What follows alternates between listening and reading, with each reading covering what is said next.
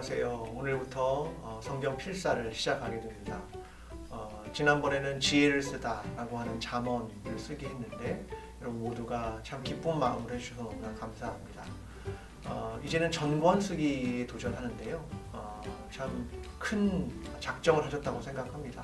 그러나 기쁜 마음으로 하면 참 좋겠고 왜 이것을 하느냐라고 묻는다면 저는 다시 읽기라고 하는 단어를 선택하고 싶습니다. 성경을 다시 읽고 다시 쓰고 다시 생각하고 이게 왜 중요하냐면 성경은 변함이 없지만 우리의 삶이 계속해서 바뀌어 가기 때문에 우리의 상황 속에서 성경을 다시 읽는 것은 대단히 중요한 일입니다. 그래야 우리의 상황에서 어떻게 이 말씀이 나에게 말씀하시는가 이것을 듣기 위해서는 우리가 다시 읽고 다시 쓰고 다시 생각해보고 묵상해보는 그런 시간들이 우리에게 대단히 소중하게 될 것입니다. 그러니까 예전에 했으니까 또 오늘 하지 않는 것으로는 우리의 삶이 변화되기가 참 어렵기 때문에 그렇습니다. 어쨌든 다시 성경을 필사를 시작하는 여러분 모두가 꼭 힘내시기를 부탁을 드리겠습니다. 제가 이제 매주 읽을 내용을 이야기를 계속 설명을 조금 드릴 텐데 오늘은 이제 창세기 1장부터 7장까지를 이번 주에 쓰시게 될 겁니다. 그러나 창세기 전체의 내용을 조금 아는 것이 도움이 되기 때문에 우리가 오늘은 창세기 전체에 대한 내용을 조금 더 깊이 한번 살펴보려고 합니다. 원래 그 히브리어의 창세기는 베레시트라고 하는 말로 시작을 합니다. 그러니까 성경의 많은 이름들은 첫 번째 단어를 씁니다.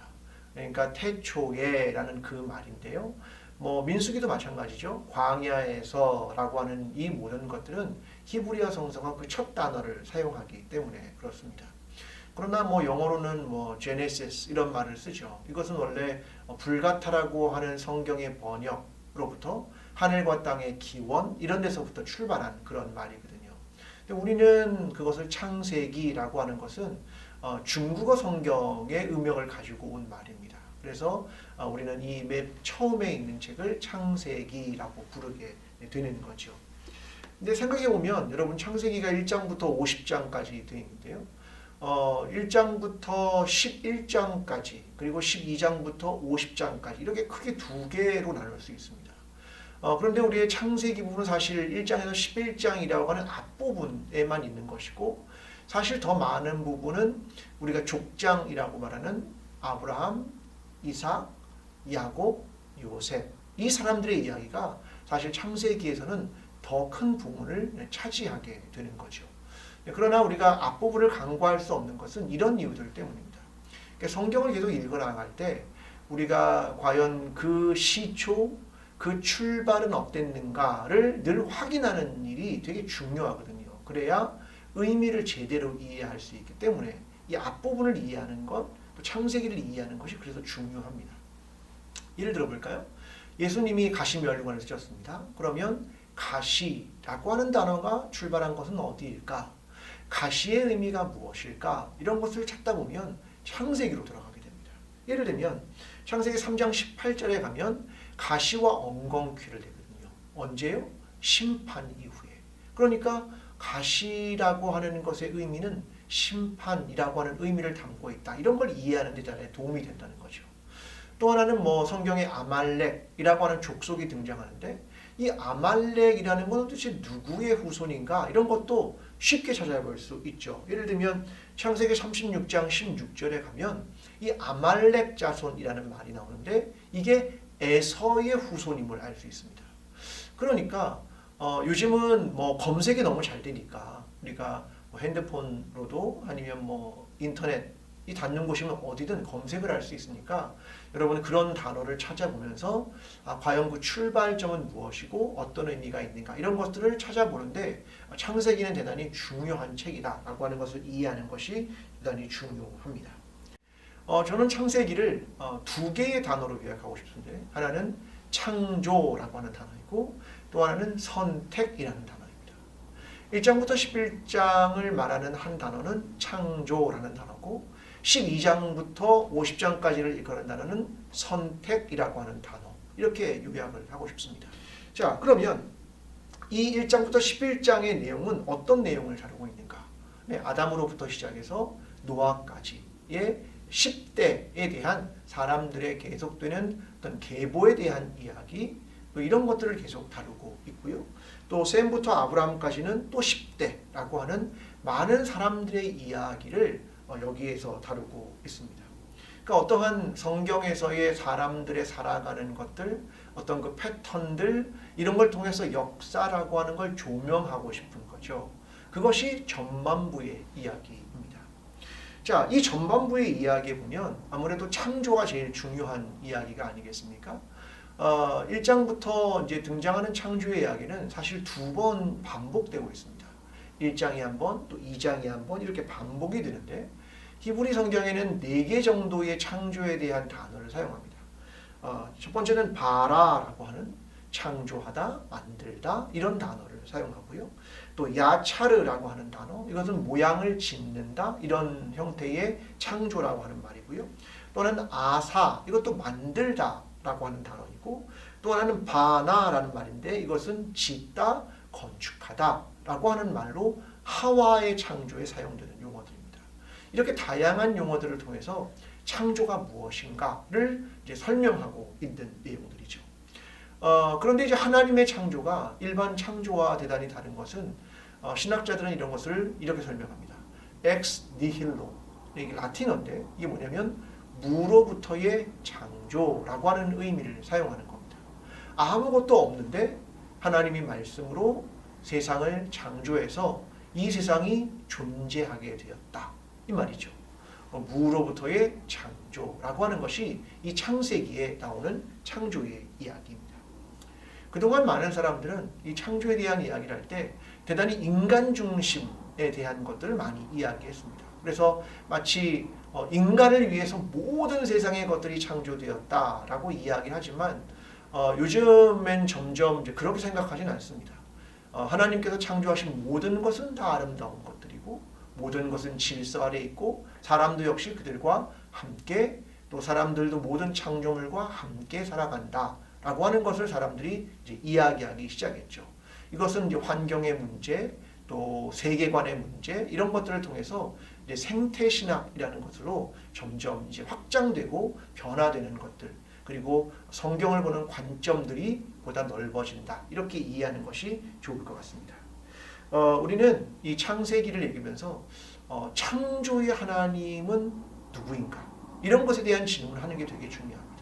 그러니까 예수 그리스도는 우리의 구원자입니다. 구원자이신 하나님, 이것에 굉장히 많은 초점이 있었다면 창조하신 하나님, 그분은 누구인가? 이것을 창세기를 기록하면서 우리가 묵상해 봐야 할 중요한 주제라고 생각합니다. 그리고 이제 5장에는 아담부터 노아까지의 족보에 대한 이야기가 등장하고, 이제 6장부터 9장까지는 인간의 타락과 노아 홍수에 대한 이야기, 하나님의 구원에 대한 이야기가 진행이 되고요. 10장에는 노아의 자손들의 족보가 또 등장을 합니다. 제가 여러분에게 꼭 권해드리고 싶은 책이 있다면 김성일 씨가 쓴 소설인데요. 홍수 이후라고 하는 굉장히 오래된 책입니다. 저도 뭐 아주 옛날에 읽었던 책인데 이 책이 그 픽션이긴 하죠. 소설이니까. 그러나 성경을 근거로 해서 써서 굉장히 노아 홍수 이후에 어떤 일, 그리고 홍수란 어떤 것인가를 한번 바라보고 읽어보면 참 도움이 되겠다 그런 생각을 합니다. 여러분 꼭 시간을 내셔서 한번 이런 책들은 한번 읽어보면 굉장히 좋을 거라는 생각도 하게 됩니다. 이제 노아 홍수라는 것도 생각을 해보면 이제 방주라는 것을 만들게 되는데 마치 그것이 나와 너를 구별하기 위한 것이 아니라 인간을 구원하기 위한 것이었다라고 이해하는 것이 대단히 중요하다라는 것을 한번 생각해 보면 좋을 것 같습니다.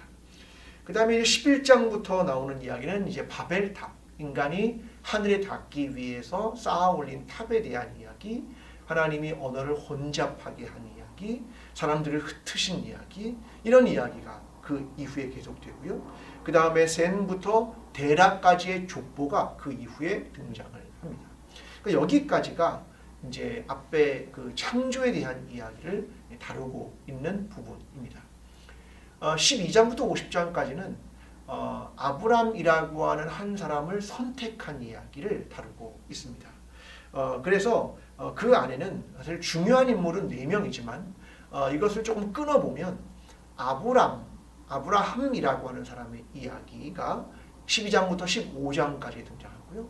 두 번째로는 사실 야곱의 이야기가 26장부터 36장까지 등장하고 그 이후는 요셉에 대한 이야기. 이렇게 중요한 인물을 셋으로 조금 더 간략하게 묶어낼 수도 있습니다. 여기에는 인간과 인간이 사이에서 겪는 어떤 갈등의 이야기도 있고요. 또 하나님이 인간을 부르신 이야기, 또 숨어 계신 하나님, 이런 이야기들이 이 사람들의 이야기를 통해서 계속해서 보여집니다. 과연 이런 사람들의 삶을 통해서 그들이 하나님을 어떻게 만났고 그 하나님은 어떤 하나님이고 이들이 경험한 하나님은 어떤 하나님인지 이런 것들을 계속 보여주죠. 예를 들면 아브라함, 그러면 하나님은 그를 선택하죠. 그리고 뭐 죄를 지었다고 즉각적으로 벌하시거나 그런 하나님이 아니다 라고 하는 것을 보여주면서 그 선택한 아브라함을 어떻게 하나님이 이끌고 가시는가, 이런 것들을 많이 보여주죠. 또 뭐 야곱의 이야기는 그가 사실 많은 그 부모님, 뭐 형제, 이런 사람들과의 갈등, 속임, 이런 속에서 하나님이 이런 사람도 끝까지 버리지 않고 하나님이 새롭게 계속 이 사람을 끌고 가는 이야기, 그런 이야기가 담겨 있죠. 또 요셉이라고 하면 하나님이 그의 삶 속에 직접적으로 나타나서 계시하지 않으십니다. 이 모든 건 뭐냐면 숨어 계신 하나님. 그러니까 우리의 삶에 직접적으로 아브라함이나 야곱처럼 개입하진 않으시지만 그의 삶을 계속적으로 이끌어 가시는 하나님, 이런 하나님을 계속해서 보게 됩니다. 저는 여러분이 이 창세기를 계속 읽으면서 가장 많이 깊게 해야 되는 질문은 하나님은 누구신가? 라고 하는 질문이라고 생각합니다. 그래서 창세기를 보면 하나님의 이름들이 굉장히 많이 등장합니다. 그러니까 그들 모두가 과연 하나님은 누구일까? 이런 질문을 굉장히 많이 했죠. 그 모두 중에 이런 하나님의 이름들이 등장합니다. 엘 엘리온, 그죠? 엘 샤다이, 엘 로이, 엘 올람, 엘 베델, 이런 이야기들이 계속 등장을 하면서 과연 내가 오늘 만나고 있는 하나님은 어떤 하나님인가?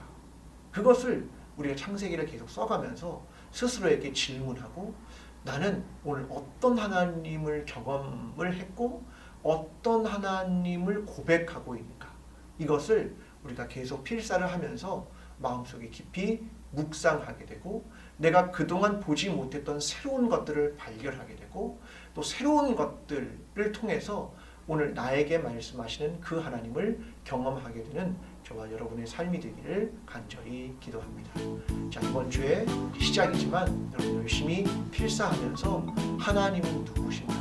나의 하나님은 누구신가? 그것을 깊이 묵상하면서 필사를 잘 해나가는 한 주간이 되기를 바라겠습니다. 모두 힘내시길 바랍니다. 감사합니다.